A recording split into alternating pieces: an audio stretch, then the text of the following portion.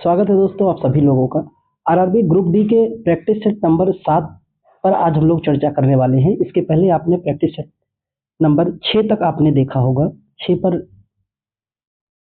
आयोग ने किस तरह से अपने इस सीरीज में सवाल पूछे हैं और कैसे कितने कितने सवाल या किस तरह के सवाल हैं जो आयोग बार बार जिनको दोहरान कर रहा है। इसी क्रम में मैं इस श्रृंखला को भी आगे बढ़ा रहा हूं। मैंने जैसे आपको शुरू से कहा था कि सीरीज नंबर 1 से लेके 15 तक इस चैनल पे आपको मिलने वाला है इस धमाका सीरीज के तहत, और इसके बाद एक दूसरी सीरीज लेकर आएंगे। तो ये सफर तब तक जारी रहेगा जब तक रेलवे एग्जाम हो नहीं जाता है। तो आइए आज हम लोग सीरीज नंबर 7 पे चर्चा करते हैं। इसके पहले आपने उम्मीद करते हैं कि 6 सीरीज तक आपने देख लिया होगा। पहले सवाल पे चर्चा करते हैं और इस सीरीज में हम केवल जीके जीएस पर ही चर्चा कर रहे हैं। जीके और जीएस के सवालों पर ही चर्चा कर रहे हैं। पहला सवाल है कि जकार्ता में आयोजित पुरुष हॉकी एशिया कप 2022 में किस देश ने कांस्य पदक जीता है? तो ये भारत ने जीत लिया था। ठीक है, ये पुराना करंट अफेयर है, आप नया करंट अफेयर देख करके जाइएगा। अगले सवाल पे आते हैं। प्रश्न नंबर 4 है। तो प्रश्न नंबर 4 हिस्ट्री का सवाल है। ये सवाल फिर आयोग ने 2 बार पूछा। इसके पहले के सेट में भी आपने अगर देखा होगा तो ये सवाल सेम आया था कि 1931 में इलाहाबाद के अल्फ्रेड पार्क में पुलिस से लड़ते हुए निम्नलिखित में से किस क्रांतिकारी ने खुद को गोली मार ली थी? आप सभी जानते हैं चंद्रशेखर आजाद, जिन्हें संस्थापक भी माना जाता है। HSRA Hindustan socialist Republic association के संस्थापक भी माने जाते हैं चंद्रशेखर आजाद, जिन्होंने लड़ते हुए 27 फरवरी 1931 को इलाहाबाद के अल्फ्रेड पार्क में स्वयं को गोली मार ली थी। अगले सवाल पे आते हैं। अगला प्रश्न है प्रश्न नंबर 6। भगवान पद्म संभव के सम्मान में कौन सा महोत्सव मनाया जाता है? तो बिल्कुल राइट आंसर हो जाएगा हेमिस महोत्सव। हेमिस महोत्सव लद्दाख के क्षेत्र में भी मनाया जाता है। हार्नबिल महोत्सव आप जानते हैं कि नागालैंड का बहुत ही प्रसिद्ध महोत्सव है। अगले सवाल पे आते हैं। नेक्स्ट सवाल है आपका प्रश्न नंबर 7। प्रश्न नंबर 7 पे है कि वायुमंडल की अनुपस्थिति में आकाश का रंग कैसा होगा? तो बिल्कुल काला होना चाहिए। कैसा? जब वायुमंडल अगर नहीं होगा तो आकाश का रंग कैसा होगा? काला दिखाई देगा, क्योंकि कोई प्रतिक्रिया इसमें होगी नहीं, तो बिल्कुल काला ये दिखाई देगा। अगले सवाल पे आते हैं। साइंस का सवाल है कि जब एसिटिक अम्ल को सोडियम हाइड्रोक्साइड से उपाचरित किया जाता है तो और जल बनेगा, किसके साथ वो जल बनेगा? तो सोडियम एसीटेट और जल बनेगा। नेक्स्ट सवाल पे आते हैं प्रश्न नंबर 10 पर कि दिसंबर 2010 तक विश्व में पौधों की विविधता के मामले में भारत किस स्थान पर था? तो पुराना करंट है, ये समय ये 10वें स्थान पर था। अगले सवाल पे आते हैं। प्रश्न नंबर 11 है कि जुलाई 2022 तक प्राप्त जानकारी के अनुसार भारत में राष्ट्रीय महिला आयोग की अध्यक्ष कौन है? तो रेखा शर्मा जी थी उस समय तक। आप जानते हैं राष्ट्रीय महिला आयोग से एक सवाल को पूछा जाता है कि राष्ट्रीय महिला आयोग किस अधिनियम के तहत लाया गया था? तो राष्ट्रीय महिला आयोग 1990 के अधिनियम से के तहत लाया गया था, लेकिन इसकी स्थापना की अगर पूछा जाए तो इसकी स्थापना 1992 में हुई थी। यह एक गैर संवैधानिक आयोग है, ये राष्ट्रीय महिला आयोग। नेक्स्ट सवाल पे आते हैं। अगला प्रश्न है, तो अगले सवाल पर चलते हैं। प्रश्न नंबर 15। प्रश्न नंबर 15 पर आते हैं। ये आपके सामने है। कथन और कर्ण के सवाल हैं कि कथन है इसका, अधिक चॉकलेट खाने से दांत खराब हो सकते हैं। अब इस पे धारणाएं हैं, देखिए कौन सी धारणा सही होगी। धारणा नंबर 1 है, कथन 1 है कि अधिक चॉकलेट खाने से दांत खराब हो सकते हैं। धारणा 1 है कि चॉकलेट में चीनी की मात्रा अधिक होती है, जिससे परिणाम स्वरूप बैक्टीरिया लग जाते हैं। और धारणा 2 है कि दिन में 2 बार ब्रश करने से दांत मजबूत रहते हैं। तो इसमें सही धारणा आपको पहचानना है, तो केवल और केवल धारणा 1 ही निहित है इसका और सही है। अगले सवाल पे आते हैं। नेक्स्ट प्रश्न है प्रश्न नंबर 17। तो प्रश्न नंबर 17 विज्ञान का सवाल है कि किसी कार्बनिक यौगिक में एक प्रक्रियात्मक समूह क्या निर्धारित करता है? तो इसके द्वारा रासायनिक गुण निर्धारित किए जाते हैं। अगले सवाल पे आते हैं प्रश्न नंबर 19 पे, निम्न में से कौन सा युग्म गलत युग्म को पहचानिए। तो गलत युग्म इसमें से है आपका केनरा बैंक पेमेंट्स बैंक, जो कि गलत है। अब देखिए, पंजाब नेशनल बैंक आपका सार्वजनिक बैंक है, एक्सिस बैंक निजी बैंक है, केनरा बैंक जो है ये वाणिज्यिक बैंक होना चाहिए, पर यहाँ इसने पेमेंट्स बैंक से लिंक कराया, तो ये बिल्कुल इसका गलत आंसर होगा। अगले सवाल पर आते हैं हम लोग, प्रश्न नंबर 21 पर। तो प्रश्न नंबर 21 है आपके सामने कि किसी वस्तु या सेवा में एक अतिरिक्त इकाई खरीदने से उपभोक्ता को प्राप्त होने वाली अतिरिक्त संतुष्टि या लाभ की उपयोगिता को क्या कहा जाता है? तो इसे हम लोग जानते हैं सीमांत उपयोगिता के नाम से। अगले सवाल पे आते हैं कि रक्तचाप मापने के लिए इनमें से किस यंत्र का प्रयोग किया जाता है? ये बहुत ही सरल सवाल है और कई बार आयोग इसको बार बार दोहरान करता है। तो आप सभी जानते हैं, इसको हम लोग कहते हैं स्फेग्नियोमीटर के नाम से जाना जाता है, जो रक्तचाप को मापने में इसका उपयोग किया जाता है। प्रोकैरियोटिक राइबोसोम की उप इकाई संरचना क्या होती है? तो इसकी संरचना जो होती है उसे हम लोग कहते हैं 50 सोमल से 30 सोमल के बीच कहा जाता है, या राइबोसोम के नाम से भी जानते हैं इसे। नेक्स्ट सवाल पे आते हैं, प्रश्न नंबर 24 पर। पॉलिटी का ही सवाल है और खूब आसान सवाल है कि भारतीय संविधान की प्रस्तावना में आए शब्द अर्थ राज्य निर्वाचित प्रमुख किसके लिए होता है? तो गणराज्य के लिए। गणराज्य, क्योंकि भारत में जो गणराज्य है वो निर्वाचित होता है, लेकिन वहीं पर अगर बात करें कि इंग्लैंड के गणराज्य का, तो वहां पद वंशानुगत होता है और भारत में निर्वाचित होता है। तो भारत में गण यानी देश का जो मुखिया होता है वो जनता द्वारा अप्रत्यक्ष रूप से निर्वाचित होता है। नेक्स्ट सवाल पे आते हैं कि जाइलम के कौन से तत्व का मृत कोशिकाओं से बने होते हैं और पौधों में जल तथा खनिज परिवहन के लिए उत्तरदायी होते हैं? तो प्यारे साथी, इसका बिल्कुल सही आंसर हो जाएगा कि वाहिनिका और वाहिका, वाहिनिका और वाहिका। अगले सवाल पे आते हैं, प्रश्न नंबर 30 पे आते हैं। 30 है, इकोनॉमिक्स का सवाल है और ये भी बहुत रुचिकर और रटकर सवाल है। भारत में 14 प्रमुख भारतीय अनुसूचित वाणिज्यिक बैंकों का राष्ट्रीयकरण किस वर्ष हुआ? अब देखो, राष्ट्रीयकरण की बात जब हम लोग करते हैं बैंक के बारे में, तो पहला राष्ट्रीयकरण, एक तो 2 बार राष्ट्रीयकरण हुआ। पहली बार जो राष्ट्रीयकरण हुआ था वो हम लोगों का हुआ कि 1969 में 14 बैंकों का, और उसके बाद फिर 14 बैंकों के बाद फिर 6 बैंकों का राष्ट्रीयकरण हुआ, और ये कब हुआ? 1980 में राष्ट्रीयकरण किया गया था। अगले सवाल पर आते हैं, प्रश्न नंबर 32 है, निम्नलिखित में से कौन सी विधि वनों और वन्य जीव के संरक्षण में कम हानिकारक होती है? तो वो है आपकी गैर काष्ठ वन उत्पाद का संग्रह। नेक्स्ट सवाल है, इनमें से कौन सी शाक या जड़ी बूटी केवल भारत में पाई जाती है और जिसका उपयोग रक्तचाप के उपचार के लिए होता है? तो ये है आपका सर्पगंधा। अगले सवाल पे आते हैं हम लोग, प्रश्न नंबर 36 कि जल की कठोरता का उपयोग करके दूर किया जाता है। क्या दूर किया जा सकता है? धावन सोडा। जल की कठोरता धावन सोडा का उपयोग करके दूर की जा सकती है।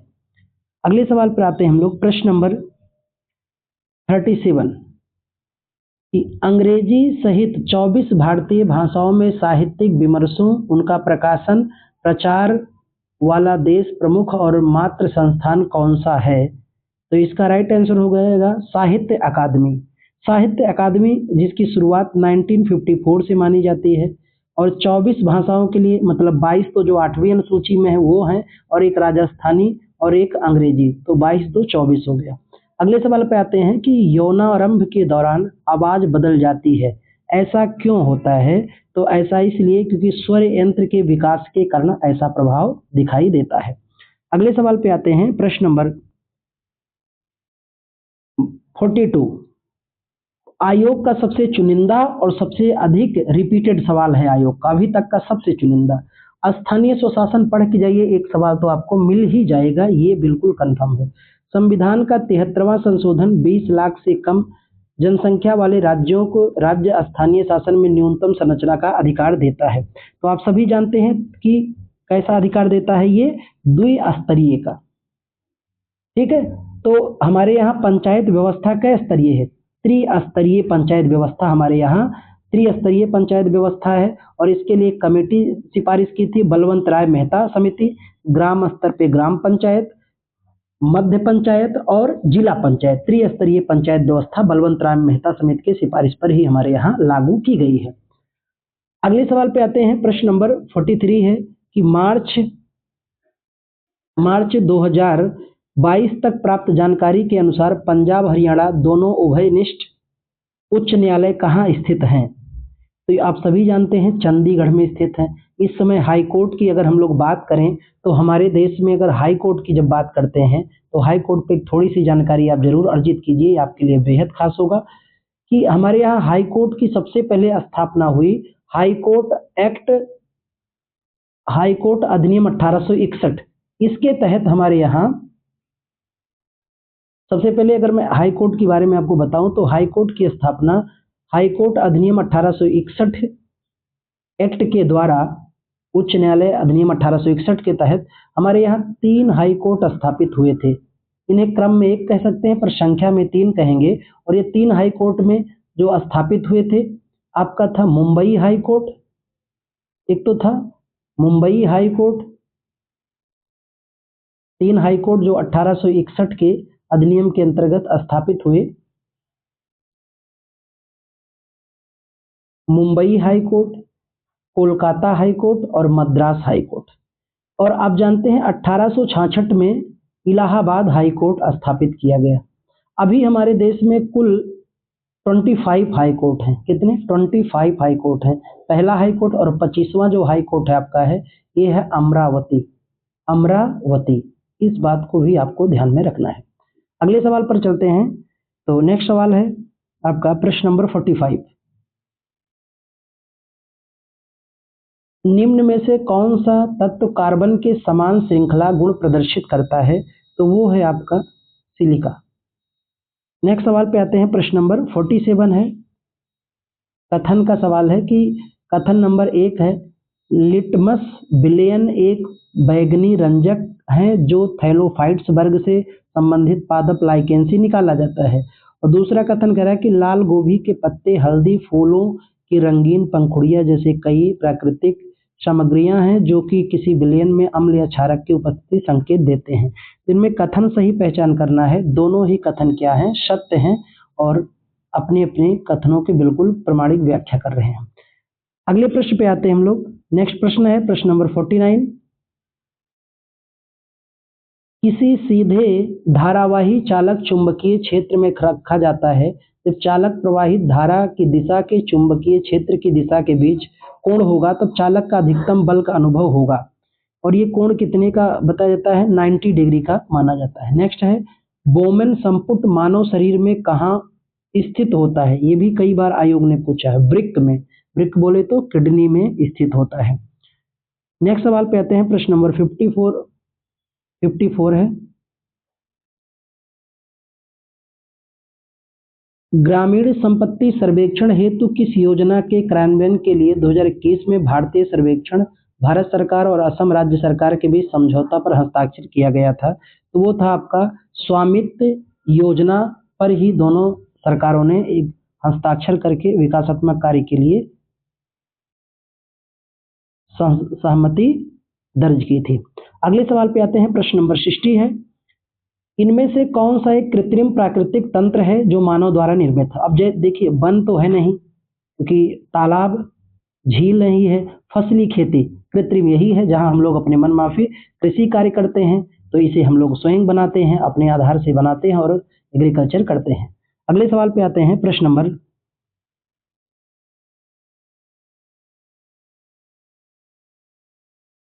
67 है नेशनल इनोवेशन फाउंडेशन भारत में मवेशियों में होने वाले कृमियों के इलाज के लिए रासायनिक विधियों के विकल्प के रूप में एक स्वदेशी हर्बल दवा विकसित किया है।